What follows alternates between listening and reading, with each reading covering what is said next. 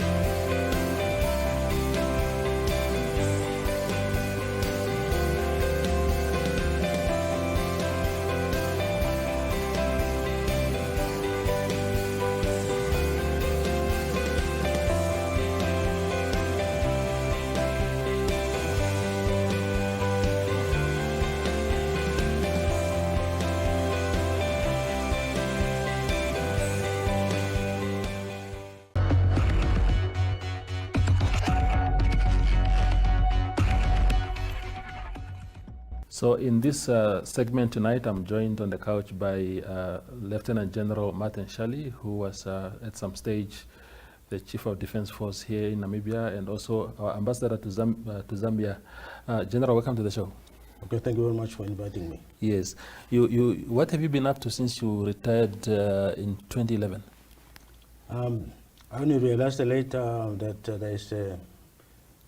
there's more life in actual fact beyond the retirement. So Yeah. I've been enjoying my free time, using it purposely, and also assisting others, my family, reading, and generally just my own, and quite busy.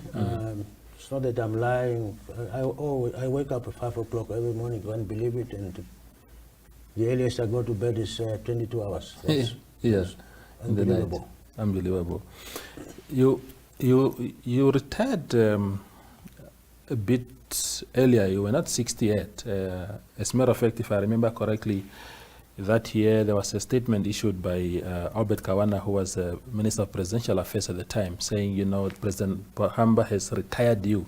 What did that mean? Retired you? What did you make of that development at the time? Yeah, I think, Toivo, you know the answer to that. You guys have been writing about this many times. It's been, yes, the statement you mentioned, the news that's been going around, that General Shalli is corrupt, is stolen money, he's done all sorts of things. I believe it was just the right thing for President Pamba to do to restore confidence. Did you steal money? No, I have not stolen money. You did not steal money. We'll come back to that in a moment. Yeah, of course, as a matter of fact, the accusation at the time was that you accepted bribes in millions of dollars, or worth millions of dollars, from a Chinese contractor that had a contract with NDF at the time while you were Chief of Defense. How truthful was that? And as a matter of fact, what happened to that case? Because we never heard you in court, being in court lately. I don't know what happened to the case, and I'm not interested. What I know is that there was no such thing, and maybe somebody else knows better, but as I said, I was never involved in any bribery or any sort of any scheme aimed at cheating the government in any form or shape. Indeed. So what did you hear last of that case? What was the last time you heard anything regarding that case? I don't even remember. It's been long time back. And, so you're reminding me for the first time in many years. Yeah. So could it be that the fact that there's no pursuit of that matter, that somehow maybe those who brought the charges against you, who in the first place realized that there was no case? Do you feel vindicated in some way? It's them who can. It's only them who can answer that questions, to be honest, because I have no idea what happened. Indeed. You tell me, General, you are a military man, a decorated soldier, as I said in the intro, but you are also, of course, aligned to the ruling party, Swapo. That's your party. That's where you grew up. That's where you cut your teeth. as a young upcoming soldier. And that's why, and that's where I shall die. That's why you shall die, indeed. So in 2012, there was this attempt by the Swapo Youth League they nominated you, General Jesus Hawala, Peter Namundunga, as representatives of the Youth League to the 2012 Swapo Congress. What was your reaction when you first heard that? Were you approached, and why didn't you go to the Congress to represent the youth? It was a vote of confidence, I suppose. You cannot represent an organization for which you do not qualify to be a member. Yeah. It's simple as that. As simple as that. Yeah. How do you do that? But they said you were, I understand. They said you were, I think the reason given at the time was that you were how did you react to them? Did you tell them that? How did you take that nomination, as a matter of fact? No, when they did, we sat down, we discussed this, and I think we made it clear that it's a little bit of a problem, actually, to have generals nominated by a wing youth league, for that matter, to be a delegate to the Congress of Swapo and all that. But if you had to go to Congress, you could have found another way to go to the Congress, indeed, other than being nominated through a wing of the party. Yeah, yeah. So what would have been one of the ways to do it, to go there normally without having to go through the wings? There's so many ways. I mean, there's so many ways you can get there if you wanted to. Personally, I don't think I have too much interest in politics at the highest level. I'm happy to be a foot soldier, been always, and I'm happy to be what I am, God of Swapo, and like I said, I'll remain in Swapo, I'll die there, and I'll do my best or carry out any other assignment. So, by the party, anytime. Indeed, but General, with your wealth of experience in the party, with your exposure in the military and elsewhere, there will be those in Swapo who think that you should be involved at a higher level to really impart some of that knowledge to the party. In what way are you doing that now? There's so many ways you can do to help the party, doing small things here and there within your ranking in Swapo. Like I'm saying, as of today, I'm just an ordinary member of Swapo, and I'm happy to be an ordinary member of Swapo. But I'm a cadre, so I'm ready to do whatever my party tells me at all different levels. Yes, you asked whether. You said there are some people who feel that probably I could do things much better at another level. I don't know what level you mean, maybe leadership you mean. But I am, that's not what is what's important to me. I have not heard anybody telling me that, so quite interesting if people do, and I want to thank them whoever they are. Yeah, yeah. Now, we are approaching also the Cassinga commemoration, I think, on Monday next week. What can you tell us about that day? Where were you in 1978 when that bombardment took place? Yes. First of all, let's start with tomorrow is a very important day, both in the history of Namibia and in our political calendar, because many people have fought and died for this country are workers, and workers have been in one of the strongest allies of Swapo and supporters of the liberation struggle. So I would like to thank them and congratulate them on their day tomorrow. Yes, Cassinga is a sad part of our history. 4th of May marks this year marks the 42nd anniversary of the attack on Cassinga, as well as the Battle of Chetekera. So we would like to, for that, I think we'd like to thank those who died and those who shed the blood on that particular day at those two different places at the same time. And may their soul continue to rest in peace. So this was a sad moment. I still don't understand the logic of a normal thinking individual approving a plan to attack a civilian settlement.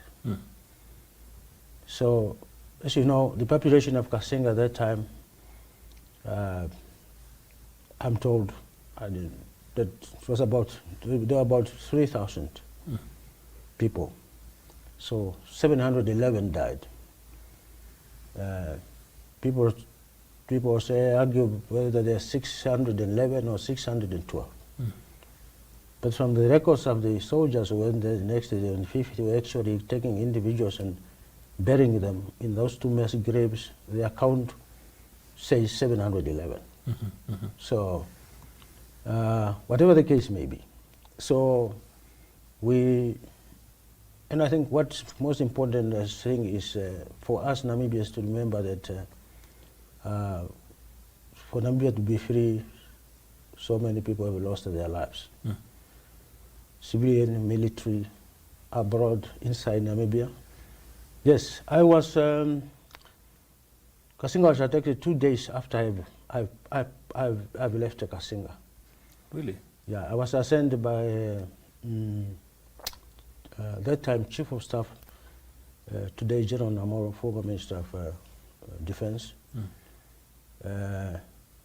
Why? Because he was acting commander of the Northeastern Front, where I was also serving.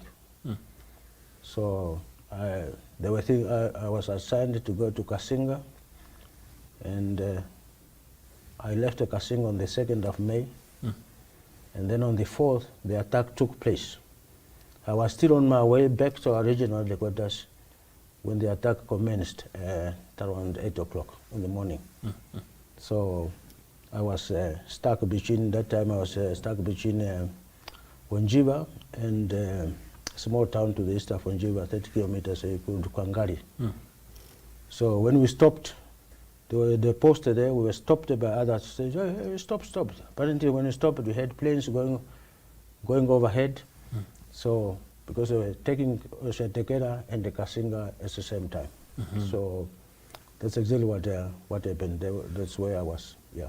Indeed. So when you think of that, you know, in that case, it can be argued easily that you were actually, you know, fate was on your side, that you were not there in the camp. Of course, you never know, there were survivors. Maybe you could have survived also. But when you think of that battle and many others that you were involved personally or that you know personally of, what is the best way to honor as a country today? What is the best way to honor those who perished or fought in these battles and avoid betraying their sacrifices? What is it that we must do to really honor that sacrifice? You mean like all those who have fought over the 23 years that you've been involved in the Army Liberation Struggle, or this particular day? All of them. All of them. We had the reason to go to war, and the reason for that is actually independence and freedom that we're enjoying today. And for Namibia to be where it is today, we must be a proud nation for having achieved that against all odds, against the most powerful military force on the African continent. A force that is, just remember, as much as we say racist, why we call them racist troops and all the rest of it, as much as we recognize them as Africans, we can't change that now. But these are people originally who come from Europe. You see, they're foreigners on the African continent who have become Africans by virtue of having stayed on the continent for such a long time, not necessarily because they become black. So it's kind of a European army that we are fighting. Because it's white. It's not like when you went to DRC, for example. That wasn't, we're facing an African army. But this one is European army stationed in Africa and all the rest, with the support from all the Western. Now you understand why the other whites outside Africa, you name them, Europe, wherever, they're giving support to the South African racist regime, despite their policy, the policies of apartheid, and inhuman and injustices that they're meting out against the true African people. So in the case of Namibia, this is what we've been fighting for. We have achieved that. We must be proud of ourselves, I repeat myself. But those of us who are there today must always remember these people and remember the sacrifices they've made and recognize them, because that is the basis of our nationhood. That's how we were born. And to betray them is a betrayal of the revolution in total. Indeed. But I hope we don't get there. You also asked whether I consider myself lucky or not to have been just left to Cassinga before the attack. In fact, the opposite. I wish I was there when they came. I probably have made a difference at a personal level. Personal level. Yeah, I'm not saying those who were there could not do much, but I wish I was there. Indeed. And then see, yeah, whether I died there, I survived, it doesn't really matter. But in fact, I thought I could probably have defended one or two more people. Maybe the number of the dead could, because I was not alone. Yes. I had a small group of soldiers with me, so we were about 7, 8, or maybe 9, all armed, very armed, experienced. We could have done something. Indeed. No question about that. No question about that. Yeah. Talk to me, General, about Cuba. Whenever Cassinga comes into the picture, whenever we talk about the commemorative date comes, we talk about Cuba. Of course, their soldiers also came to the rescue that day, later in the day, according to my understanding. I was not born that time. I know. But how important was Cuba in that particular battle, but also just in general to Swapo during the liberation struggle? It would be a miss of me, in actual fact, and a big mistake if I don't mention the role that Cuba has played in the liberation of Africa, certainly in particular Namibia, and also on that specific day of the 4th of May, 16 Cuban soldiers died coming to the rescue of those refugees who were attacked in Cassinga. And if they had not intervened, I promise you, the number of dead could have been probably double that we are talking today. So they have saved our lives. And they also made it possible to achieve independence the way we have achieved it. Probably not at the time we achieved it, but still, I think it was timely that they came to us. They're just as important that they are in the, they're just as important, or they were just as important as they are today in the COVID fight. You see them all over. Yeah, all over the world. Yeah, bringing doctors and things. If COVID, ask the Italians what do they say when COVID goes away. Yeah. They'll have to thank the Cubans like we are thanking them. Indeed. Yes. The last one on Cassinga, General, is the notion perpetrated by those attackers to justify the attack, to say, look, Swapo is not being truthful. This was not just a community camp with pregnant women and children. It was a camp with armed men, I suppose, also suggesting that some of those armed men from time to time went out to attack somewhere. How do you respond to that? Absolute nonsense. Look, we have even in South Africa, they have installations, what they call installations, military bases, if you like, where they also house civilians, their wives, their children, living on the same complex. That's as fine. Somebody to go and attack a base that is incorporated also by children. Why not others? Yeah. If you want to kill Swapo, you want to kill Swapo, so why go kill civilian terrorists? Why not military terrorists? Yeah? There's a difference there between military terrorists in the way they put it that time and civilian terrorists. They're supposed to make a distinction. As much as they didn't like all Swapo members, they're not supposed to kill them in the same fashion or in the fashion that they did. It's absurd nonsense. So, the fact that, I tell you this, the fact that, and this effect, the fact that General Dimo Amamo, the commander of plan, and this political commissar Greenwell Matongo, and this deputy, Jonas Aidua, who died on that day there, were in Cassinga with a small contingent. There was an office there. That's not justified. Yeah, you cannot go and attack about 30 people, plus Dimo, or go after Dimo, want to kill Dimo, and at the same time you want to kill, 2,000 or so other innocent people. It doesn't make sense to me. Does not make sense to me. And now look, that's the argument they make. They've not killed Dimo. Yeah. They've not killed Greenway Matongo. Aidua died fighting. He went out of the base, decided to come back, said, no, I can't leave my people like this. I had to go back to the base. They said, damn it, they don't not have killed him. The majority of the military people were there, small contingent that was there, did also not die there. These numbers, most the majority of them are civilians. It's absolute nonsense to me. It doesn't make any sense to me. It's not a justification. We are not saying Dimo was not there. We are not saying what he was, we are not answering the question what he was doing there either. And you have no apology to make. No apology to make. I am now, you have drawn my attention to something now different. How did Dimo and Greenwell survive that attack? Did they run away or? They did not run away. They did not run away. Where do you run to? Where do you run to? So, they were there, Bolongojo will tell you, others, the Kembe commander, I forgot his name now, died there, and so forth. You can survive anything, you can survive anything. You watch television today and things, even when people blow up buildings and churches and wherever, you see people really emerging from the ashes, whether it's in Mogadishu or Kabul or other places. Yeah. Yeah, even in the, what is it, tower? In New York? Yeah, the Twin Towers. Twin Tower.